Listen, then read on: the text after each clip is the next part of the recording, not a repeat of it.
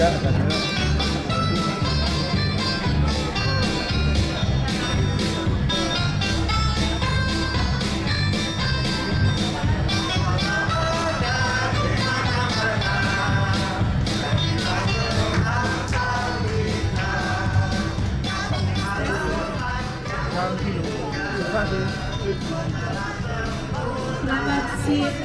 pagi menjelang siang. Maaf terlambat. Kita mulai dulu ya. Silakan mencari tempat duduk.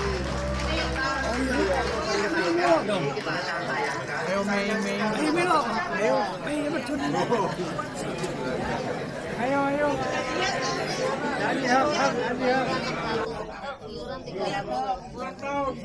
Iuran bayar ke Maya. Yang ada yang mau tahu Apa itu? Apa itu?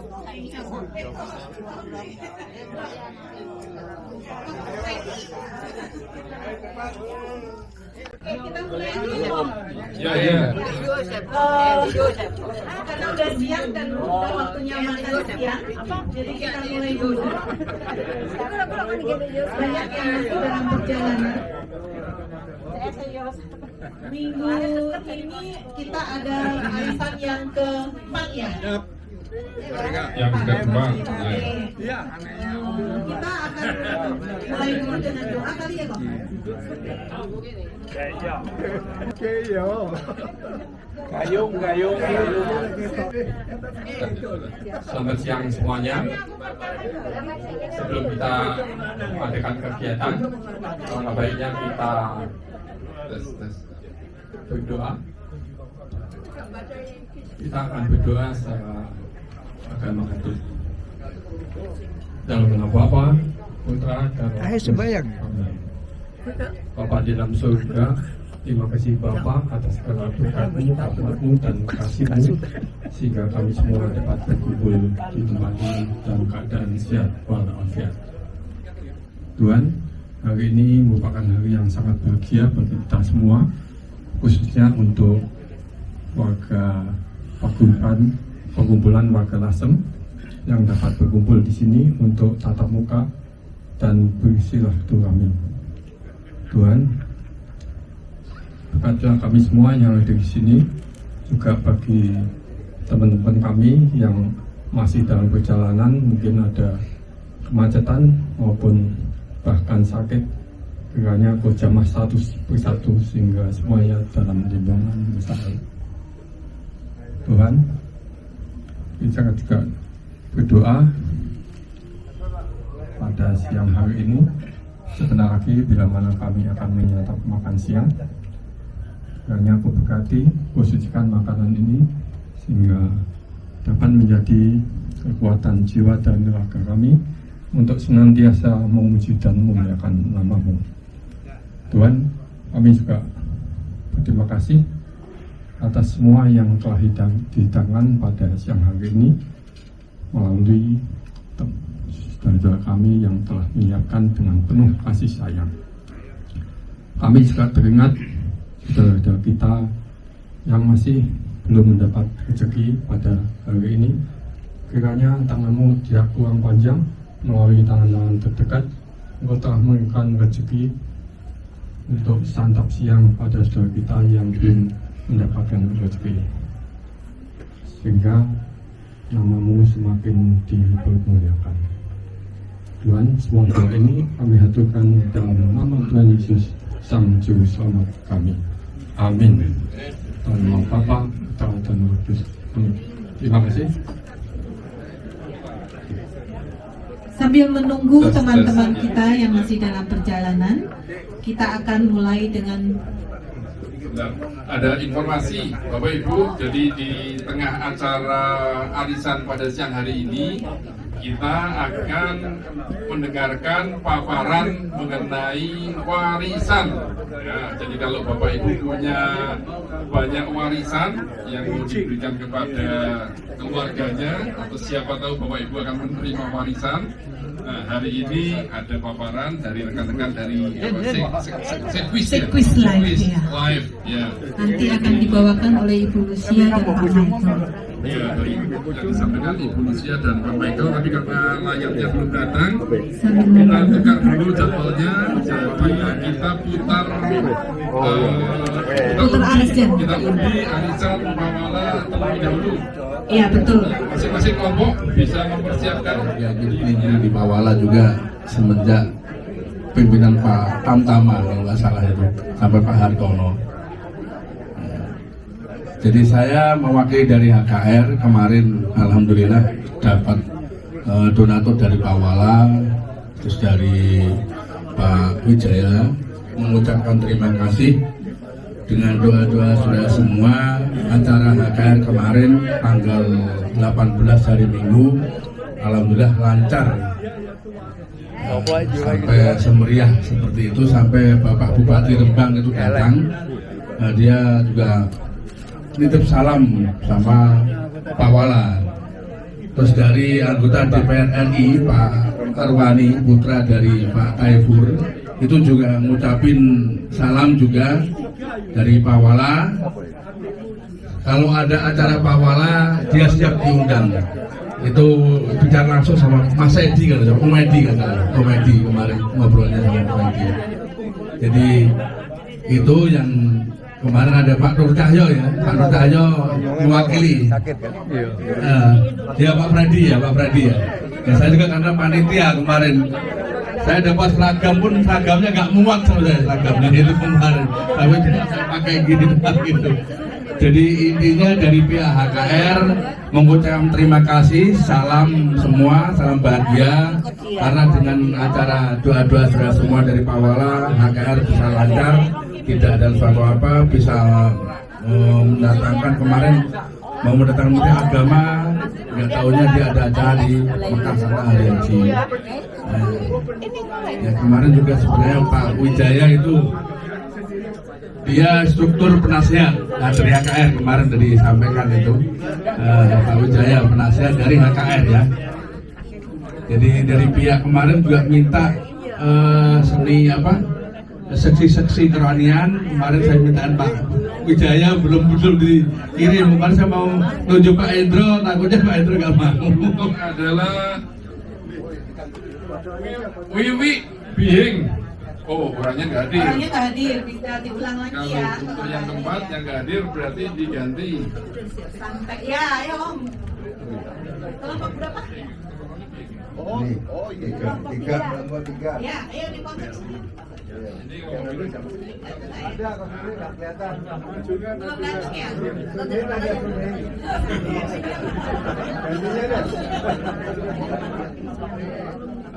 Kalau yang nggak hadir, ya yang kali ini diulang lagi. Ya. Ketua kelompok yang lain, kelompok 1, 2, 3, 4.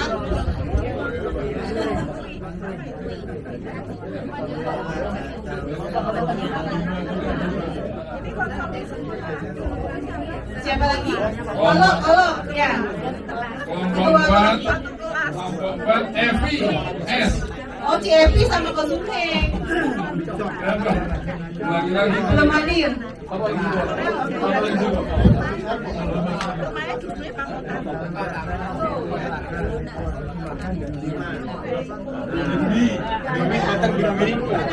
Oh, Bingwi datang nggak?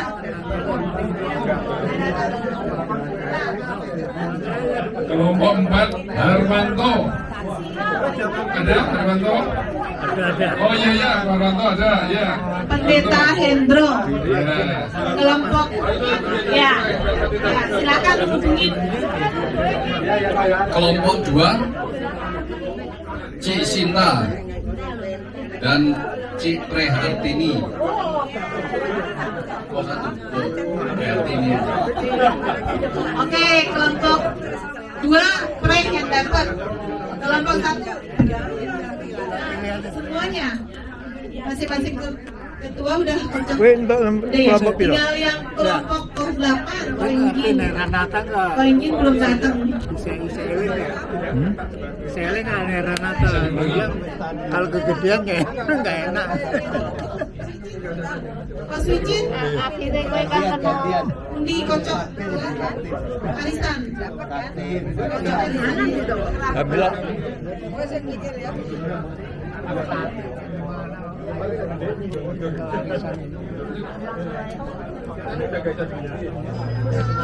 Sampai ulang tahun. Birthday to you. Happy birthday, happy birthday, happy birthday to you. How old are you now? How old are you now? Happy birthday, my dear. How old are you now? Happy birthday to you. Happy birthday, my dear. Happy birthday to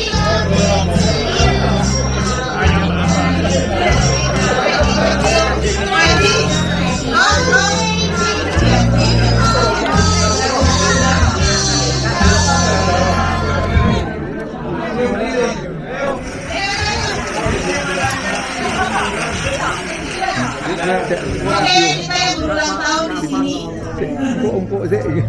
Mau tiup lilin dulu. Mas, tolong nyanyi Happy Birthday, Mas. Ya.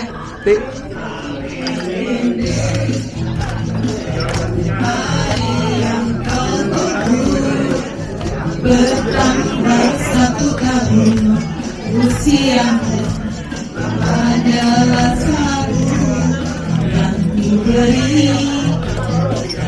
bukan tangan diri.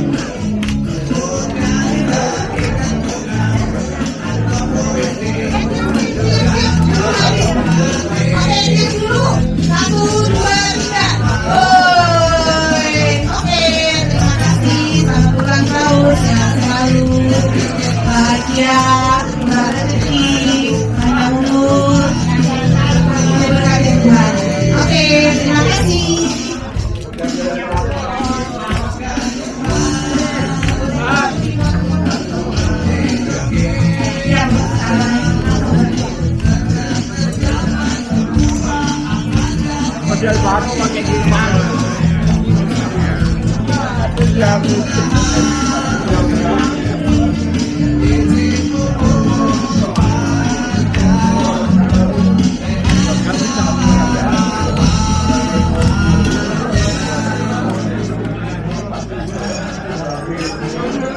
Hati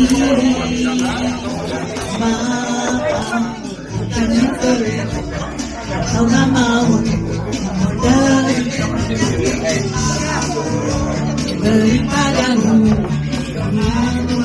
hati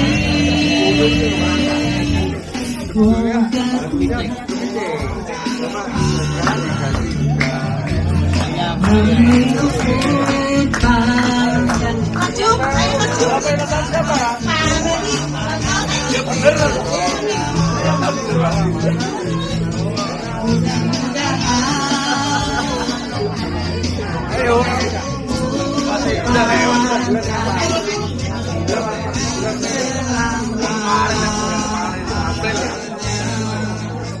Jerry bisa bantuin potong-potong. Cisu tadi bantuin potong-potong. Wah, nggak mungkin ya. Ya, benar.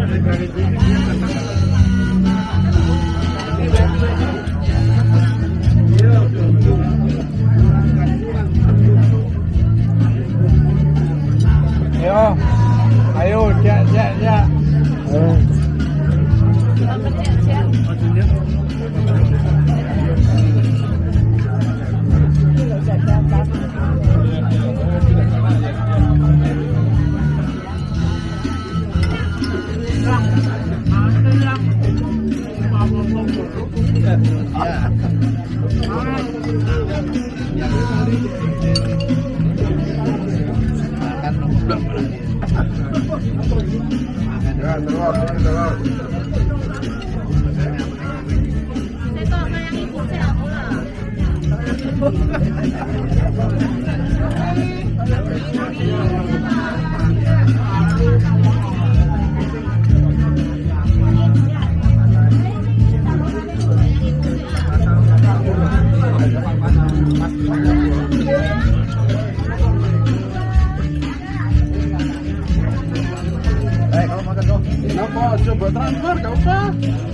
Aslinya isi sih kalau itu mau. Saya teko tak masukin teh.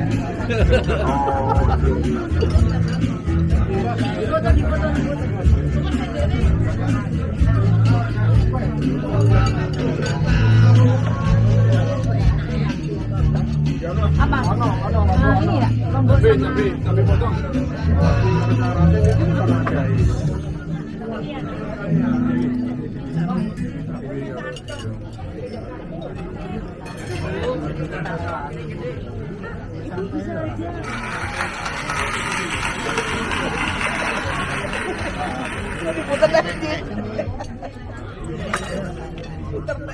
piringnya kecil amat yo. Mau minta pesen yang gede, ada itu di bawahnya mangkok itu gede. Halo kok.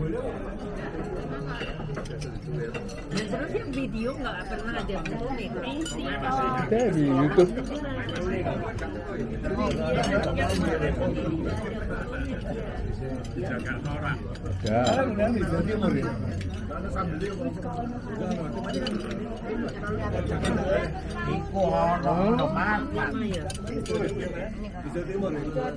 Ini udah disiapin, terus kan dari tujuh.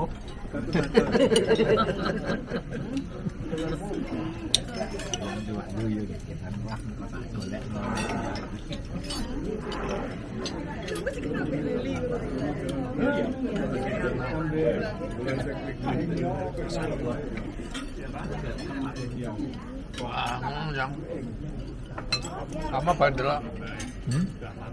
Kayak nanta mau mungkin.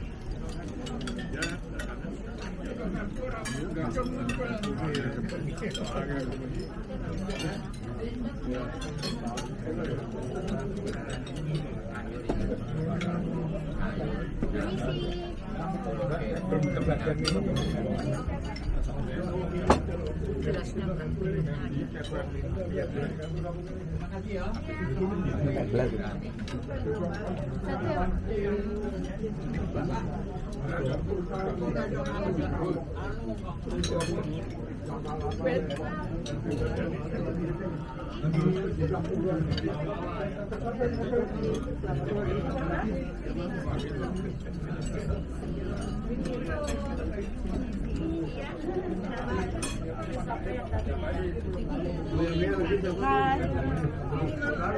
Melok ini. Halo. Sip kok. Nih. Thank you. Kue.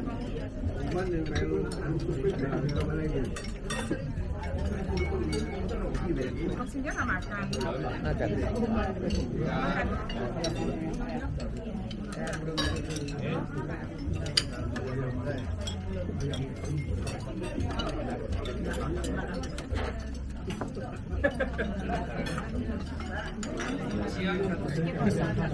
Bapak Ibu semua,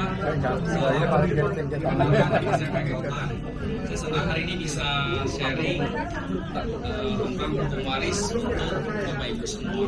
Jadi pertama-tama saya ucapkan terima kasih dulu ya untuk segenap panitia, seluruh warga, aplikasi pertanian ada. Perjalanan saya sambil cek ternyata di Kompas.com itu ada masuk. Langsung adalah salah satu kabupaten dengan tingkat toleransi yang sangat tinggi ya ternyata ya. Wah, saya sangat salut. Terima kasih. Oke, saya izin mulai untuk materi saya sebentar, maaf. Ya. Maaf ya, langsung itu bukan kabupaten. Oh, kabupaten, kecamatan. Oh, oke. Thank you. Wah, saya pengen berkunjung nih sebenarnya. Tadi saya lihat, wah, bagus banget.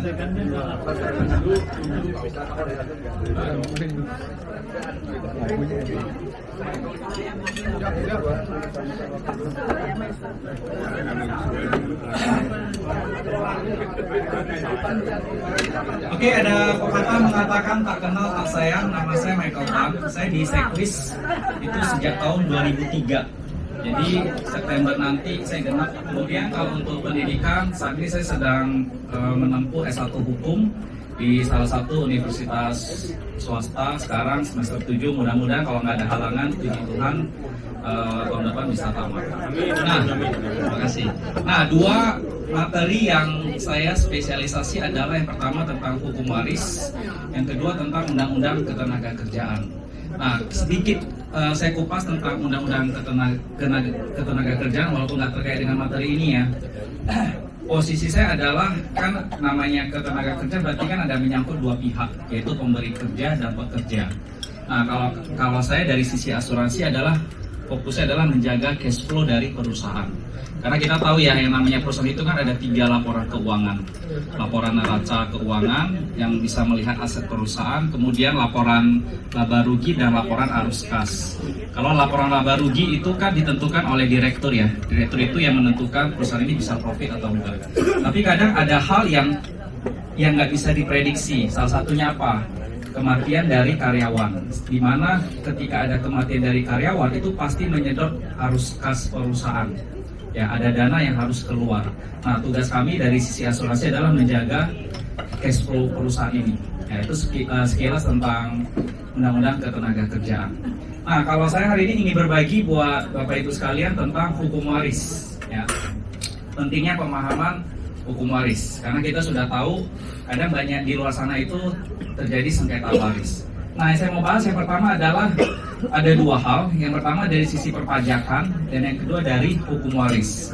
Nah, sebagai gambaran Bapak Ibu, kita tahu ya, yang namanya aset itu ada 2 jenis. Ada aset yang dikenakan pajak dan aset yang tidak dikenakan pajak.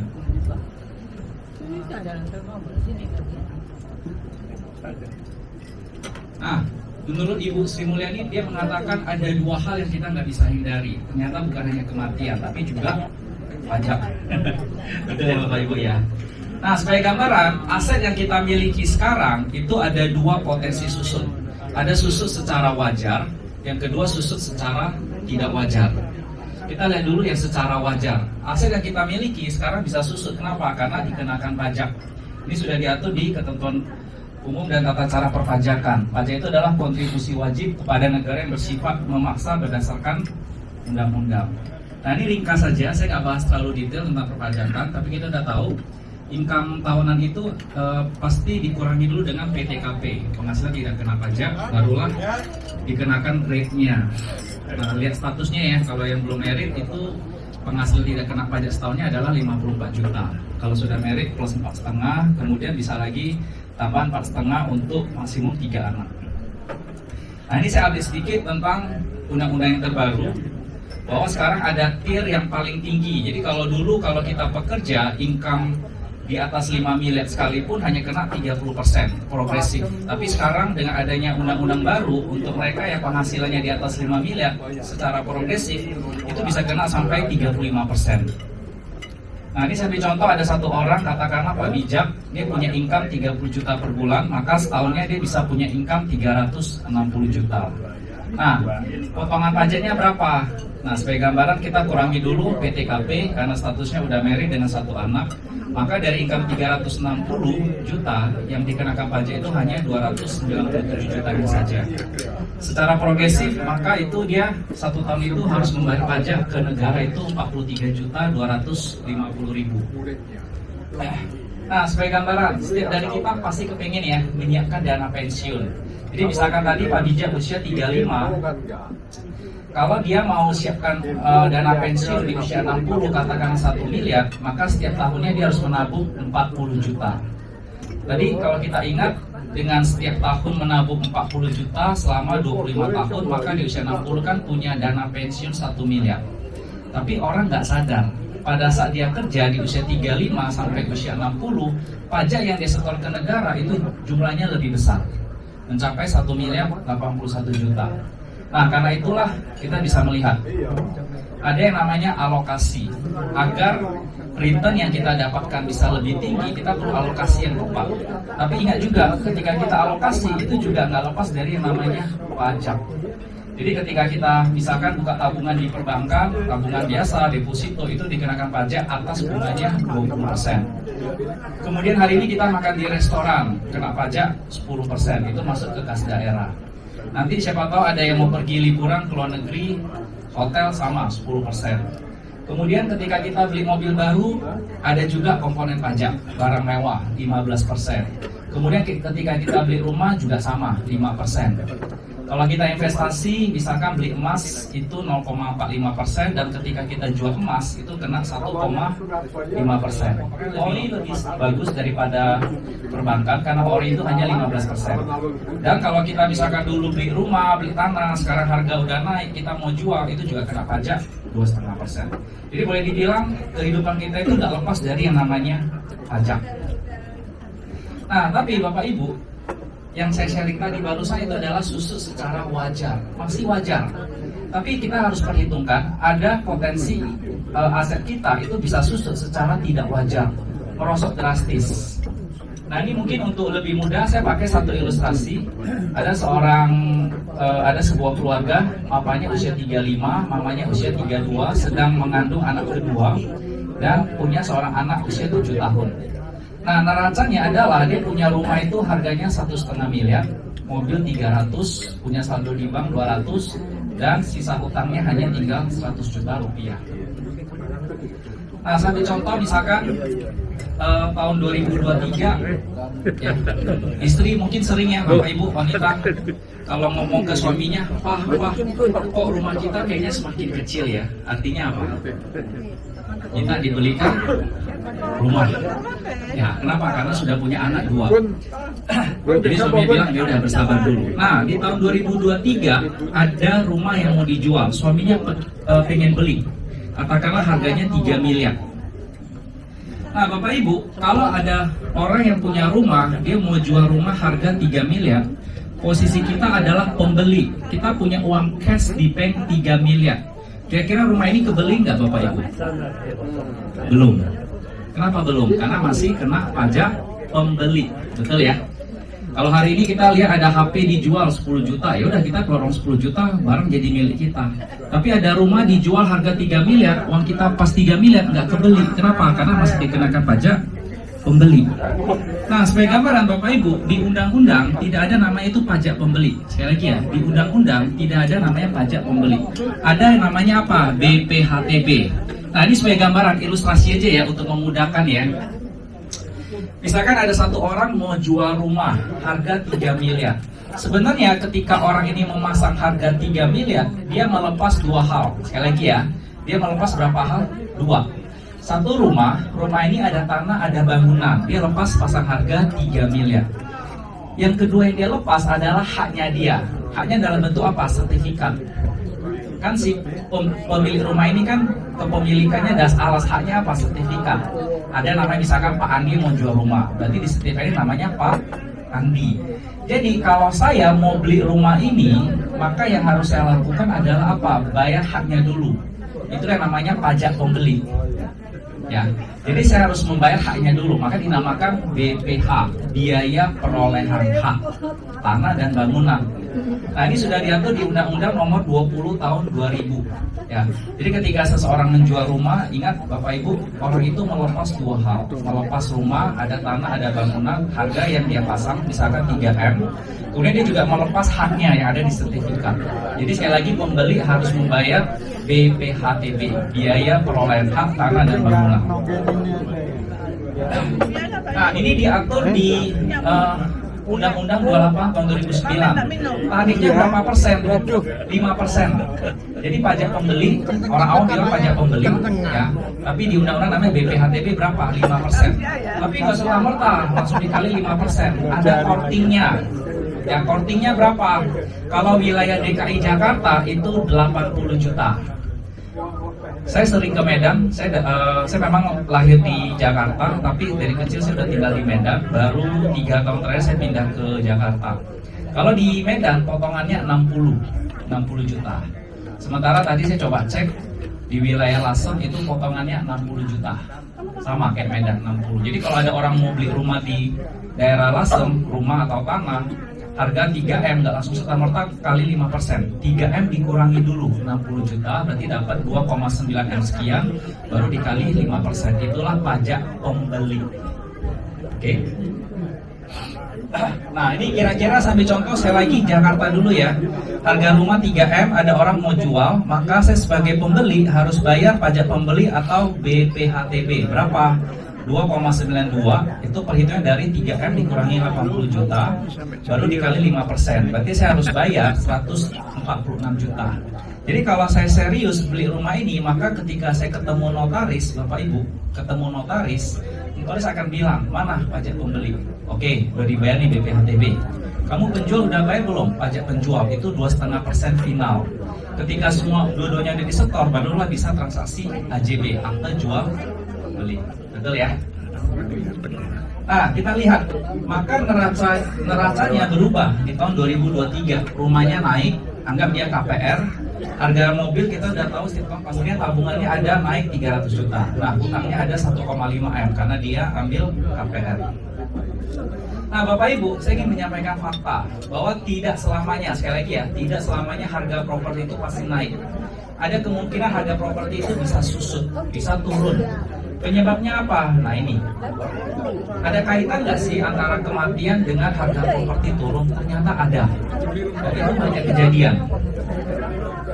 Nah jadi Bapak Ibu, ketika seorang kepala keluarga meninggal, maka ada 3 efek yang ditimbulkan. Sekali lagi ya, ada berapa efek? 3. 2 itu berupa dampak langsung, dan 1 adalah potensi sengketa. Kita lihat dulu dampaknya. Ketika seorang kepala keluarga meninggal, pasti dampak psikologis itu terasa. Ya, istri kehilangan sosok suami, anak kehilangan sosok ayah. Tapi seperti quote mengatakan apa? Life must go on, betul ya? Hanya waktu yang bisa menyembuhkan. Itulah dampak psikologis. Nah yang kedua, yang paling terasa yaitu apa? Dampak ekonomi. Yang namanya sebuah keluarga yang kehilangan kepala keluarga otomatis pasti mementingkan dampak likuiditas. Perlu namanya uang cash, Bapak Ibu. Kenapa? Karena ketika suaminya masih ada, setiap bulan dia bisa penghasilan katakanlah 50 juta per bulan di luar tunjangan. Tapi ketika dia meninggal, maka otomatis ikannya juga ikut hilang. Oke. Nah biasanya ada aset yang harus dikorbankan. Ya, kalau namanya mobil harga udah 200 juta, mungkin nggak bisa lagi. Yang dikorbankan apa biasanya? Rumah. Nah ini Bapak Ibu, saya ingin sharing ya, risiko menjual rumah. Selama rumah belum laku, maintenance jalan Bapak Ibu.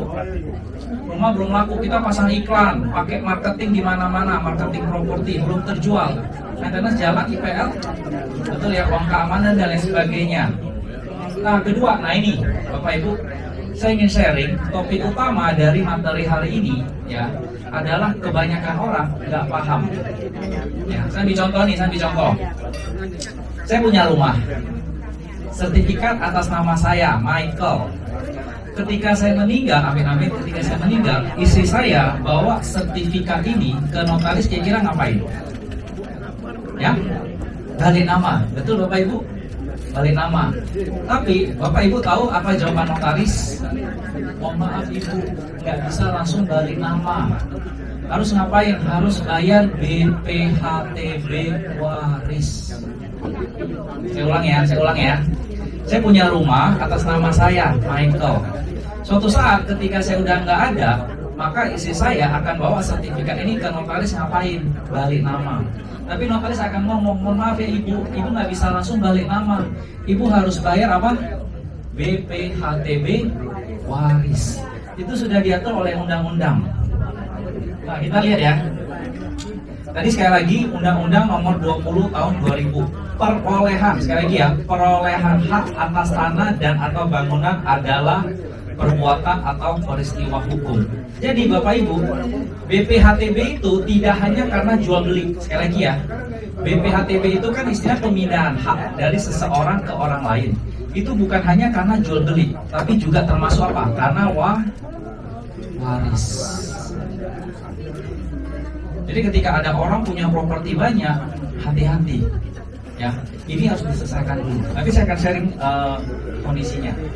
Nah, tadi Bapak Ibu masih ingat ya, ada namanya itu faktor pengurangan atau NPOP TKP, nilai perolehan objek pajak tidak kena pajak. Jual beli diskonnya 80 juta, jual beli. Tapi kalau karena waris diskonnya lebih gede, diskonnya 350 juta. Maka ini udah diatur di pasal 7 ayat 2. Pengurangannya adalah 350 juta. Jadi Bapak Ibu, kalau hari ini ada seorang istri yang mau mengurus balik nama ke notaris, maka notaris akan ngomong bayar dulu BPHTB waris. Berapa? Nah ini 3M dikurangi 350 juta, jadi dapat angka 2,65M dikali 5% berarti harus bayar 132,5 juta.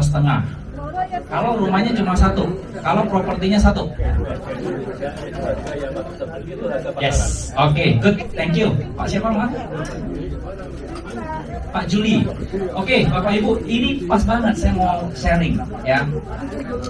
Saya selalu mengatakan biaya paling hemat, sekali lagi tolong digaris bawahi ya, biaya paling hemat mengurus BPHTB waris adalah tahun di mana almarhum. Ya, ketika suami almarhum, tahun itu diurus itu paling hemat. Kenapa? Saya beri contoh.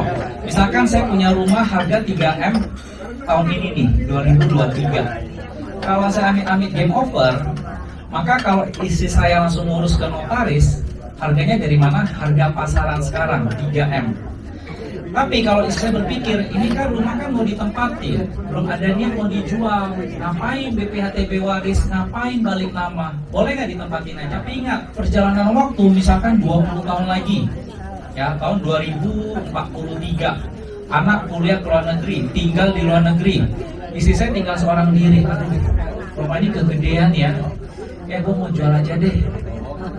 Pertanyaan saya, ketika istrinya mau menjual rumah ini yang sertifikat masih atas nama almarhum, bisa nggak pembeli transaksi sama orang yang sudah almarhum? Bisa?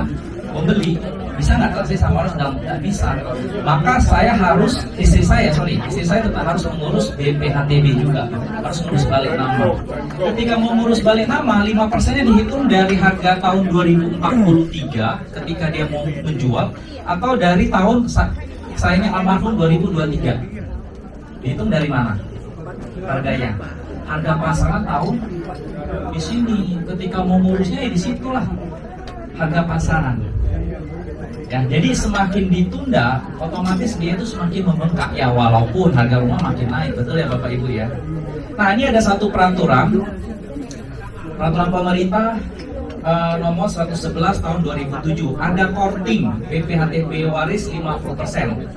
Ya, jadi nggak bayar full, cukup 50%. Tapi mohon maaf, ini setiap daerah ketentuannya berbeda-beda. Saya tahun lalu bulan Desember saya ketemu notaris daerah Bogor, ya. Tahun 2022 akhir saya ketemu notaris daerah Bogor, dia mengatakan apa? Ketentuan ini tidak berlaku karena ini ngikut peraturan daerah. Ya, jadi ada daerah itu bisa dapat korting 50%, tapi ada juga daerah yang nggak ada kortingnya sama sekali. Oke. Nah Bapak Ibu, ketika dia mau ngurus BPHTB waris perlu biaya ratusan juta, mungkin seorang istri punya rekening ada, tapi rekeningnya pas-pasan, hanya untuk biaya hidup sehari-hari. Dia baru ingat, oh ya suami saya kan punya saldo, suaminya punya saldo berapa? 300 juta. Istrinya datang nih ke bank, bang, suami saya udah almarhum, saya mau tarik uang suami saya. Nah kira-kira prosedurnya gampang nggak Bapak Ibu mengurus ke perbankan? Ternyata Bapak Ibu bisa lihat, perlu fotokopi kartu keluarga, KTP, surat kematian. Nah ini surat keterangan hak ahli waris dari kecamatan, kemudian pengesahan surat hak ahli waris dari notaris dan juga surat kuasa. Artinya ngurus perbankan nggak gampang ya Bapak Ibu ya. Kemudian Bapak Ibu, saya mau tanya, halo, Bapak Ibu pasti punya rekening ya, masing-masing ya. Ketika datang ke bank, buka rekening, disodorin formulir, itu dibaca nggak atau tanda tangan langsung? Ya, langsung tanda tangan ya, nggak dibaca ya. Ternyata yang Bapak Ibu tanda tangan itu adalah SUPR, syarat umum pembukaan rekening. Itu ada diatur, ada pasal, setiap bank pasti ada. Tapi saya ambil contoh yang Bank Mandiri itu di pasal 13. Ya, kalau si pemilik rekening mohon maaf meninggal, maka bank berhak membekukan. Ya. Jadi ketika kita tanda tangan, kita menyetujui bahwa kita nih sebagai pemilik rekening, kalau kita kenapa-kenapa, maka bank berhak membekukan menunggu ahli waris yang sah. Jadi nggak serta-merta. Bisa ini akta kematian saya mau tarik, nggak bisa. Itu namanya penetapan pengadilan. Ya, itu penetapan pengadilan. Nah ini contohnya kira-kira seperti ini deh. Ada seorang ibu yang punya anak 4 masih di bawah umur. Ya, ada seorang ibu yang kehilangan suami, anaknya ada 4 di bawah umur. Jadi waktu dia ke bank, bank bilang nggak bisa, tetap butuh namanya penetapan pengadilan. Ya udah, istrinya datanglah ke bank, minta penetapan pengadilan.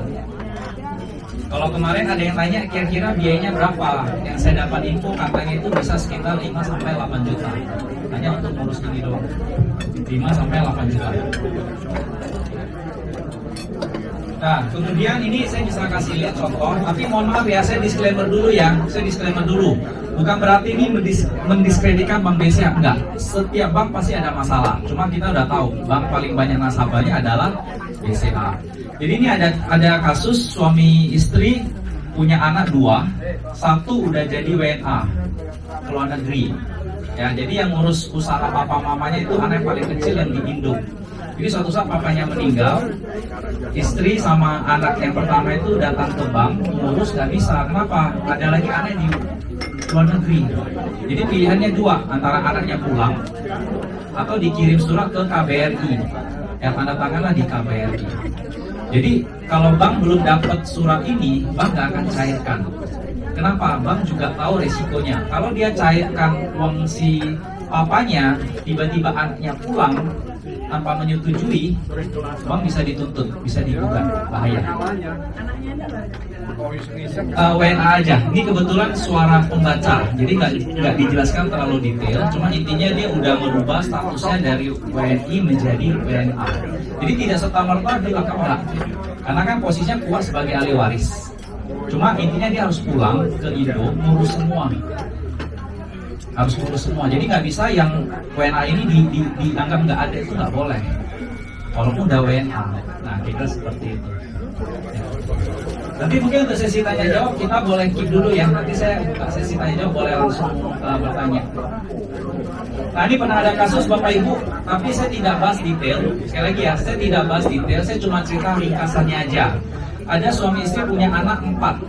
Anaknya 3. Ya, jadi suaminya meninggal, itu punya aset di bank itu 9,9 miliar. Ya, ada di Bank Mandiri cabang Medan 7M, ada di Bank Mandiri cabang Rantau Parapat 1,9 M. Jadi kan harusnya kan istri sama 3 anak ya udah tanda tangan kan, tapi ada 1 anak nggak mau tanda tangan. Kenapa? Mungkin ada masalah di antara keluarga ini. Jadi mau nggak mau mamanya sama anaknya 2 tadi yang menggugat si anak pertama tadi. Itu kejadian. Ya, jadi yang penggugat itu adalah ibu, anak kedua, anak ketiga menggugat anak pertama. Karena anak pertama nggak mau tanda tangan. Kira-kira gitulah. Oke? Nah kemudian Bapak Ibu, musuh utama menjual rumah apa? Ternyata musuh utama menjual rumah adalah waktu. Tidak ada yang bisa memprediksi kita punya rumah dijual itu pasti laku. Beda ya Bapak Ibu ya, kita punya dolar, kita punya emas, betul? Langsung datang ke money changer, dapat, betul? Ke toko emas atau pegadaian bisa langsung jual. Tapi namanya rumah itu nggak ada yang bisa prediksi. Sehebat apapun marketingnya, belum tentu bisa, betul? Nah ini saya ambil contoh, ini udah lama beritanya, ya. Saya yakin Bapak Ibu pasti punya lah ya nomor WhatsApp itu marketing properti. Mungkin seminggu sekali dia kirim broadcast, betul ya. Ada satu yang menarik perhatian saya. Kenapa? Dilihat nih. Dijual sangat-sangat murah, butuh uang. Ya harga pasaran itu 5 tahun lalu 1,8 M. Bank udah appraisal loh, udah cek ya. Udah cek itu harga pasaran 1,8. Itu pun 5 tahun lalu. Sekarang pemiliknya hanya mau jual itu setengah harga, 970 juta. Kenapa alasannya? Karena butuh. Jadi kalau kita mau cepat jual properti, ya salah satu cara apa? Pasti diskon keras, betul ya Bapak Ibu ya. Jadi inilah yang bisa menyebabkan harga properti itu turun. Oke. Nah saya ambil contoh tadi harga rumah 3M, pasaran kiri kanan semua pasang harga 3M. Ya kita nggak punya nilai jual dong kalau harganya sama, betul ya. Mau nggak mau kita korting, oke, gua turunin harga deh, gua kurangi 500 juta. Jadi gua jual berapa? 2,5 M. Mungkin ada yang mau beli, betul ya Bapak Ibu. Nah kemudian saya pasang harga 2,5 miliar. Ketika ada orang beli, cair nggak 2,5 miliar full ke rekening saya? Belum. Kena lagi pajak penjual. Jadi ingat, ketika kita mau beli properti itu ada biaya tersembunyi itu 7,5%. Beli 5%, jual 2,5%. Oke? Nah, jadi ini sebagai gambaran ketika saya pasang harga 2,5 M, ada orang beli, saya nggak bisa terima net ya, karena dipotong pajak 2,5%. Dan itu pun kalau yang jual saya langsung. Tapi kalau saya pakai jasa makelar, kena potong lagi kan? Betul ya, bisa kena potong 2,5% lagi, lebih kurang lah, ada yang 1,5, ada yang 2. Tapi kita anggap kita kan sibuk nih, nggak mungkin tiap kali orang telepon, gue mau lihat rumah, kita pulang lagi dari kantor ke rumah, bukain, ceritain, nah ini pakai properti aja deh, nggak mau pusing, betul? Itu kan fee-nya lagi. Nah jadi Bapak Ibu, kita bisa lihat, total biaya penyusutan dari harga 3M, itu BPHTB waris aja, anggap ada korting 50%, itu udah kena 66 juta. Kemudian karena mau jual cepat, potong lagi 50 juta. Kemudian pajak penjual dan jasa broker 125 juta. Jadi total penyusutan dari harga 3 miliar itu netnya yang bisa diterima tinggal 2,3 miliar doang Bapak Ibu. Nah inilah resiko menjual rumah. Ya, sekali lagi, ini kalau rumahnya cuma satu. Kalau propertinya di mana-mana, ada tanah, ada gedung, ada villa, ada pokoknya banyak deh, gudang dan sebagainya, ya itulah biaya yang harus ditanggung masing-masing ya setiap unitnya. Nah kemudian Bapak Ibu, saya mau sharing yang mengenai potensi sengketa. Ya ini saya coba ringkas saja potensi sengketa. Ini saya contoh seorang ibu digugat 3 anak kandungnya karena harta warisan. Jadi suami istri ini punya aset 15 M. Ya, 3 anaknya menggugat pembagian. Oke, nanti ini kita akan bahas. Nah, jadi hari ini saya mau sharing untuk Bapak Ibu itu mengenai hukum waris yang berlaku di Indonesia. Nah, sebagai gambaran, yang namanya potensi atau kecil, kalau yang pemilik harta ini, kepala keluarganya, itu meninggal di usia produktif. Kenapa? Kalau meninggal di usia produktif, kemungkinan anak-anak masih di bawah umur. Betul ya? Masih di bawah umur, jadi nggak ada potensi sengketa. Tapi Bapak Ibu, kalau yang kepala keluarga ini meninggal ketika dia sudah pensiun, anak udah gede semua, wah, potensi sengketanya besar. Kenapa? Nah ini, karena ada yang namanya cakap hukum. Di Indonesia, mereka yang cakap hukum itu usia 21 tahun. Ya, atau di bawah 21 tapi sudah married. Misalnya dia married usia 19, cowok, itu dianggap udah cakap hukum. Yang penting dia berjiwa, berakal sehat. Nah, maka ini potensi sengketanya itu besar Bapak Ibu. Nah, sebagai gambaran Bapak Ibu, di Indonesia ada 3 hukum yang berlaku. Untuk sahabat kita yang muslim itu hukum agama. Untuk adat tertentu itu hukum adat. Jadi misalkan nih orang kita Batak sama orang Bali itu biasanya kalau ada terima warisan, yang terima itu anak laki-laki biasanya. Beda sama adat Minang, Padang, harta itu ke anak perempuan. Tapi timbul pertanyaan, orang kita Batak, ya orang kita Batak kan harusnya ke laki-laki ya. Tapi tinggalnya udah di kota besar, di Jakarta, beli rumah di Jakarta. Suatu saat yang punya rumah ini meninggal, orang kita Batak, anak perempuannya dapat nggak? Tetap. Karena kalau yang cuma dapat anak laki-laki itu bisa untuk harta yang di kampung halaman. Karena hukum adatnya kuat. Tapi kalau udah bicara asetnya di kota besar, belum tentu berlaku hukum adat. Paling gampangnya apa? Mungkin Bapak Ibu pernah ke Medan tahu yang namanya Tumpal Dorianus Pardede, disingkat TD Pardede. Asetnya itu banyak banget. Ya, dulu orang paling kaya di Sumatera Utara lah. Anaknya 9, 3 cowok, 6 cewek. Kira-kira kalau kita ngikut hukum adat, kan harusnya ke anak cowok ya. Tapi ini hartanya semua di Medan, kota besar. Anak ceweknya nerima nggak semua hartanya ke abang-abangnya? Belum tentu mau, betul ya Bapak Ibu ya? Jadi sekali lagi, hari ini saya cuma fokus adalah ke hukum perdata Bapak Ibu. Bapak Ibu, ini ada semacam kuis, tapi mohon maaf nggak berhadiah. Ada kuis tapi nggak berhadiah, mohon maaf ya. Nah, ini saya hanya kasih kuis sederhana. Ada rumah harga 3 miliar, ya. Suatu saat si papanya udah nggak ada, meninggal. Kira-kira berapa pembagian untuk istri dan 2 anak? Ada yang tahu dari total 3M? Ya, berapa Ibu? Hukum perdata, betul. Istri 50%. Wih. Wah, ini semua pada pintar ya, saya jadi nggak pede nih. Nah, saya kasih info aja ya. Ketika saya sharing ini, ketika saya sharing di tempat lain, jawaban yang sering muncul itu dua. Satu, mamanya 50%, anaknya 25, karena anaknya kan cuma 2. Itu jawaban pertama. Jawaban kedua, bagi rata deh. Jadi istrinya 1M, anaknya 1M, 1M. Yang sering saya dapat itu buat jawaban tadi. Tapi ternyata yang benar Bapak Ibu. Yaitu apa? Saya ambil contoh, saya kasih jawaban ringkas saja ya. Ketika suami istri ini masih hidup, berarti hartanya berapa? Harta gonogini, harta bersama 50. Berarti suaminya 50%, 1,5 M, istrinya 50%, 1,5 M. Betul ya Bapak Ibu ya? Yang meninggal kan si suaminya, betul? Istrinya masih hidup nggak? Masih. Jadi istrinya porsinya dia 1,5 M, tetap milik istrinya dong, betul? Si suami inilah yang meninggal ini yang dibagi. Ahli waris ada berapa orang? Ada 3, ya kan? Istri dan 2 anak. Jadi 1,5 M dibagi 3. Jadi 500 ditambahkan ke porsi istri. Berarti istrinya punya porsi berapa? 2 miliar. Anak pertama 500, anak kedua 500. Ini jawabannya benar, betul Ibu? Keren. Kasih plus dulu dong untuk Ibu ini. Wih. Oh, ada hadiahnya, Pak. Ada sponsor nih. Boleh nih, Bu Lucy, ini rekan saya namanya Bu Lucy. Dia adalah salah satu manajer yang ada di Sekwis. Dengan Ibu siapa? Maaf tadi. Ibu Liliana. Kita kasih plus untuk Bu Liliana atas jawaban benarnya. Wah, keren. Nah, Bapak Ibu, yang saya sharing tadi, perhitungan tadi itu diatur di undang-undang ya, KUH Perdata pasal 913. Oke. Pertanyaan, Pak. Ya, silakan Bapak.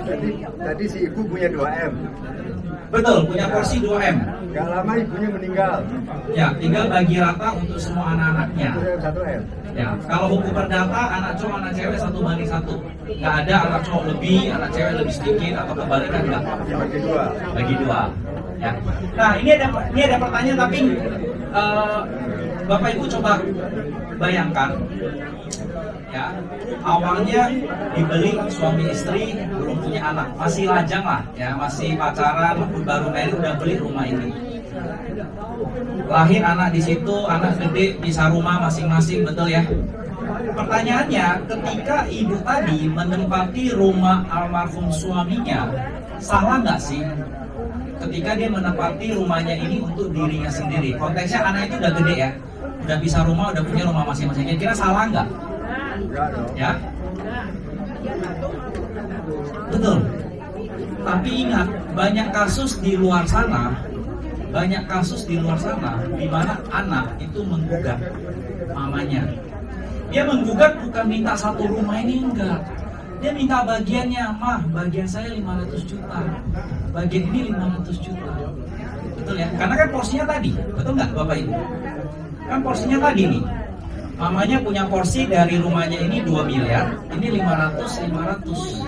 Jadi saya mengajak Bapak Ibu melihat bukan dari kacamata kemanusiaan. Kalau kacamata kemanusiaan benar, anak menggugat orang tua itu durhaka banget, betul ya? Dari kacamata kemanusiaan. Tapi kalau dari kacamata hukum, kalau dibilang anak meminta, sebenarnya nggak salah karena dia meminta bagiannya, dia nggak minta semua. Bagian saya 500 juta, mah.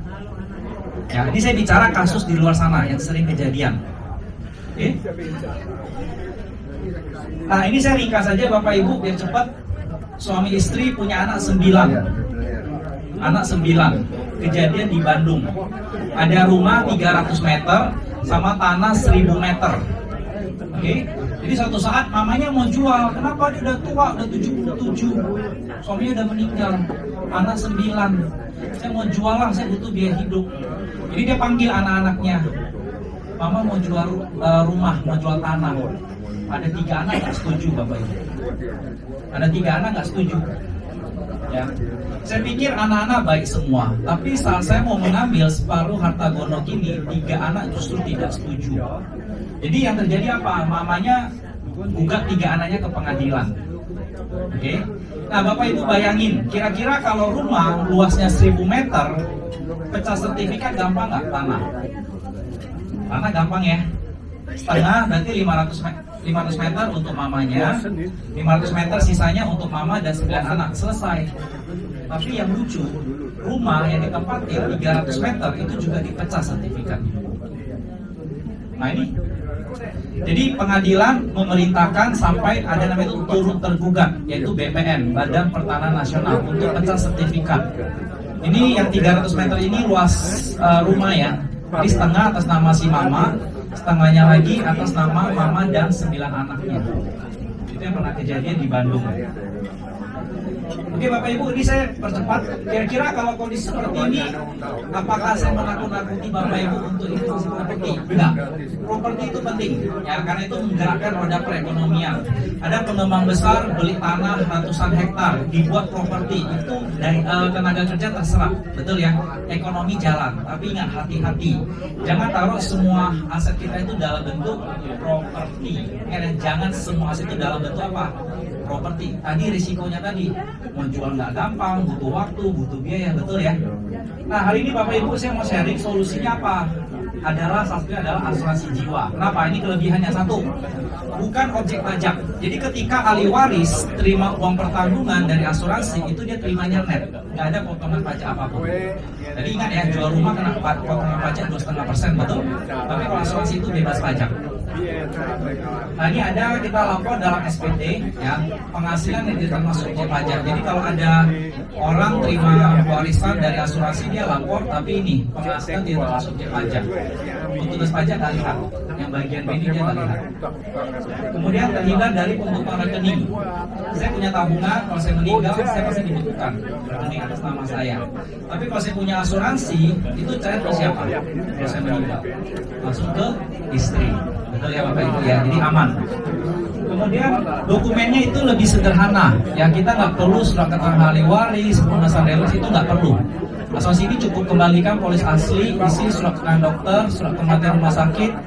Ini ngajuin klaim kalau suami istri berarti kasih fotokopi akta nikah, kalau yang ngajuin itu anak kasihlah akta lahir, udah selesai. Dokumennya lebih ringkas.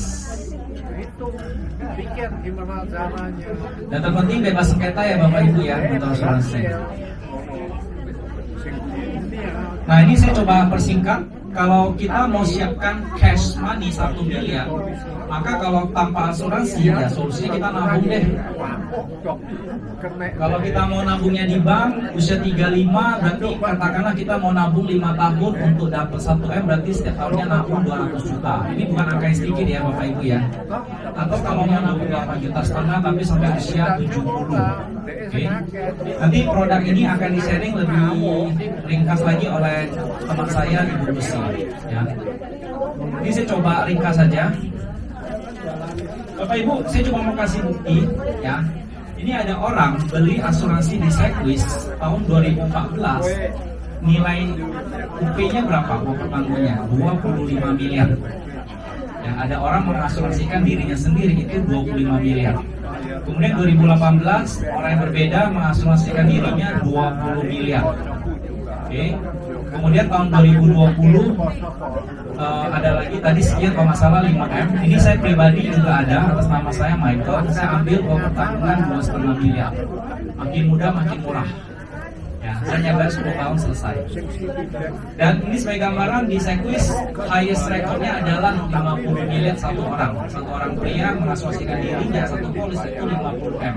Bapak Ibu ada yang tahu kenapa orangnya mau ambil uang pertanggungan 50 miliar? Ini saya kasih ilustrasi ya Bapak Ibu ya. Suami istri punya properti 2, rumah tinggal harga 3M. Nangkap? Rumah tinggal harga berapa? 3 miliar. Satu lagi ruko usaha 7M. Anak 2. Kalau suatu saat papa mamanya udah nggak ada, siapa di antara mereka mau ambil rumah 3M, siapa yang mau ambil ruko 7M? Kira-kira mereka pilih mana? Ya? Ya. Nggak ada yang mau mengalah. Koko nih, Koko. Dek, lu ngalah ya. Lu ambil rumah. Koko ambil ruko. Jawaban Dede apa? Enak aja. Nggak bisa dong. betul? Padahal mamanya udah berpesan sama papanya, rumah kalau bisa jangan dijual, ini rumah kenangan. Ini papa mama baru merit, mati-matian cari duit, beli rumah ini. Kalian lahir di rumah ini, sampai kalian gede, sampai kalian dewasa, merit, lahir dari rumah ini, rumah kenang-kenangan ini biar kalian berkumpul. Tapi karena nggak ada titik temu, betul jawaban bapak tadi, dua-duanya dijual. Betul ya Bapak Ibu ya? Ini yang paling sering kejadian. Bapak Ibu, kalau kita bisa flashback, ya kita waktu bisa diundur, tau nggak apa yang Bapak ini akan lakukan? Kalau dia udah tahu resikonya, udah pasti harus dijual dua-duanya. Maka dia akan mengasuransikan dirinya itu 10 miliar. Dia akan mengasuransikan dirinya berapa? 10 miliar. Dia bilang sama si Koko, anak paling gede, "Oh, lu kan kerja, lu nggak butuh ruko. Ya, lu karena kerja jabatan direktur, lu nggak perlu ruko. Kalau papa mama nggak ada, lu ambil rumah. Tapi lu jangan iri. Kenapa? Papa ada beli asuransi 10M. Papa buat ahli warisnya buat kamu itu 7M. Jadi dari 10 miliar asuransi jiwanya, 70% buat si Koko. Jadi si Koko akan terima berapa? 10M. Rumah 3M plus uang tunai dari asuransi 7M, total 10. Dia ketemu cari si Dede, "Dek, kamu kan dagang, ya, kamu butuh ruko. Jadi kalau papa mama kenapa ruko ini untuk kamu ya. Kamu jangan sama kuku kamu jangan berantem. Kenapa? Karena papa ada asuransi 10M, papa buat ahli warisnya buat kamu itu 3M. Jadi si Dede terima warisan berapa? Ruko 7M plus uang tunai dari asuransi 3M. Berarti masing-masing dari mereka terima berapa? 10M. Perlu berantem nggak Bapak Ibu? Nah inilah salah satu fungsi dari asuransi. Ya. Tujuannya ini. Jadi orang kenapa beli asuransi dengan nilai yang tinggi? Tujuannya ini, memastikan aset yang diwariskan bisa dibagi secara adil sehingga tidak menimbulkan perpecahan di antara para ahli. Hari ini saya buat anak pertama 70, anak kedua 30%. Boleh di asuransi? Boleh. Anak nggak bisa nuntut. Tapi kalau rumah saya bilang 70%, 30% anak bisa gugat. Nah kemudian suatu saat anak yang pertama kayaknya agak kuiku, agak kurang ajar. Dalam asuransinya saya turunin deh, kasih dia jadi 40, anak yang ini 60, boleh?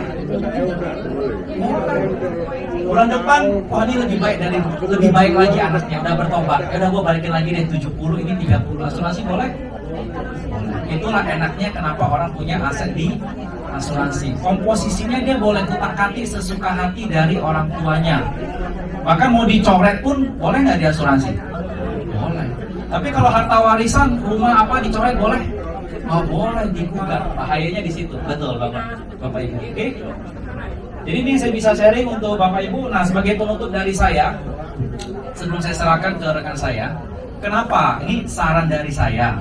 Kita sebagai kepala keluarga, ya, sebagai kepala keluarga wajib memiliki asuransi jiwa minimal 1 miliar. Tapi ini versi saya, disclaimer dulu ya. Bapak Ibu, ada tadi yang pakai supir ada? Banyak ya. Ada driver, Bapak Ibu, ada driver yang kerja sama Bapak Ibu dari dia usia 25. Ya. Driver ini baik, nggak pernah gonta-ganti majikan. Dia kerja dari Bapak Ibu usia 25 sampai dia usia 55. Pertanyaan saya, ketika usia 55 pensiun, Bapak Ibu ada kasih sesuatu nggak buat driver ini yang udah kerja 30 tahun? Ada? Ada ya, kasih pesangon ya. Thank you lo udah kerja 30 tahun. Kita sebagai majikan kasih pesangon Bapak Ibu? Kasih. Pertanyaan saya Bapak Ibu, driver itu orang luar atau keluarga kita? Orang luar. Orang luar aja kita mikirin pesangon buat dia, betul? Apalagi siapa? Apalagi istri sendiri.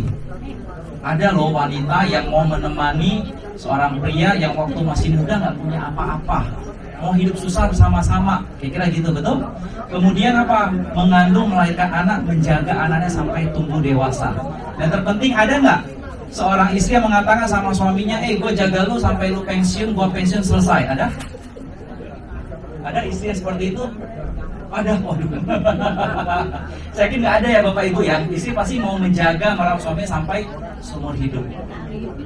Setuju ya para istri ya, seorang kepala keluarga harus memiliki asuransi. Jadi dengan seorang kepala keluarga memiliki asuransi, maka ketika dia berpulang, istrinya udah usia senja, ada pegangan. Jangan sampai bergantung sama anak-anak. Inilah legacy atau warisan yang bisa diberikan seorang kepala keluarga buat istri tercinta. Oke, demikian sesi saya. Terima kasih Bapak Ibu. Saya sharing. Ya. Oh ya, ada pertanyaan, silakan.